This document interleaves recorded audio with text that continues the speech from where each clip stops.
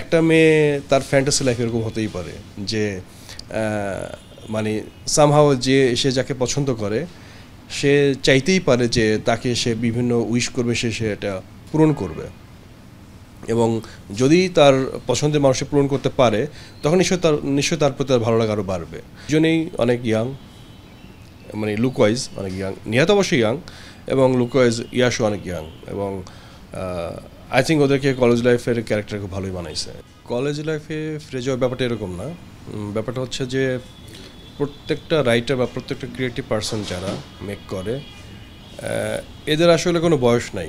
এরা নবীনও না, প্রবীণও না, মধ্যবয়স্ক না, কোনো এর একটা মানে রাইটিং হচ্ছে একটা ফ্যান্টাসি ওয়ার্ল্ডের মতো, যেখানে কোনো এইজ বাড়েও না কমেও না এবং এইজটা আসলে স্থির থাকে।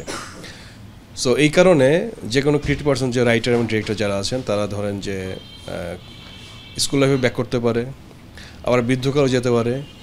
ধরুন একজন বয়স্ক লোকের মৃত্যুর গল্পও লিখতে পারে, আবার একটা বাচ্চা মাত্র পৃথিবীতে আসে তার সদ্যজাত বাচ্চার গল্পও বলতে পারে। তো ওই স্বাধীনতাটা প্রত্যেকটা ক্রিয়েটিভ পার্সনের আছে। সো এই কারণে আমি বয়সে মানে হয়ে যাওয়ার পরে যে জুনিয়রদের গল্প বলতে পারবো না এমন কোনো বিষয় নাই। আর তার থেকে বড় বিষয় ধরেন যে টিনেজ স্টোরি একটা আমার বলার খুব ইচ্ছে ছিল আর কি।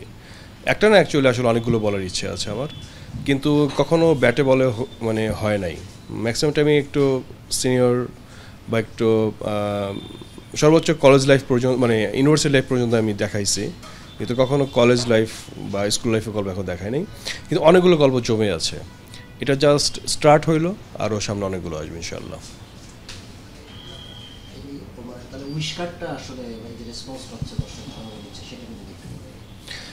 আচ্ছা, দর্শকের কাছে আমি আসলে বরাবরই খুবই কৃতজ্ঞ, কারণ দর্শক আমার নাটক পছন্দ করে এইটা একটা বিশেষ রহমত ছাড়া কিছু না।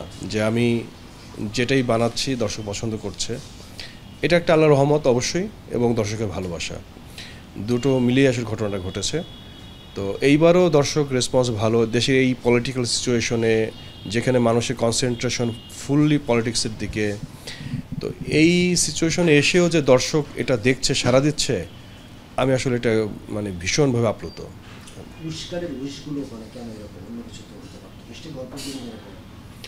উইশকার্ডের উইশগুলো কেন এমন, আসলে যেই এইজের আমি গল্প দেখাইছি ওটা কিন্তু একটা ফ্যান্টাসি এইজ, এবং ওই এইজের কিন্তু কোনো লজিক্যাল কোনো ব্যাপার নাই। মানে একটা ম্যাচিউরড মানুষ বা একটা ম্যাচিউর রিলেশনে যেরকম বিষয়গুলো থাকবে, এটা একটা ইম্যাচিউর রিলেশন। এবং বললাম তো এইজটা হচ্ছে ফ্যান্টাসি এইজ। তো এই ফ্যান্টাসি এইজে একটা মেয়ে তার ফ্যান্টাসি লাইফ এরকম হতেই পারে যে মানে সামহাও যে সে যাকে পছন্দ করে সে চাইতেই পারে যে তাকে সে বিভিন্ন উইশ করবে, সে এটা পূরণ করবে। এবং যদি তার পছন্দের মানুষকে পূরণ করতে পারে তখন নিশ্চয়ই তার প্রতি তার ভালো লাগা আরও বাড়বে। এটা মানে সিম্পল একটা ফ্যান্টাসি, আর কিছু না।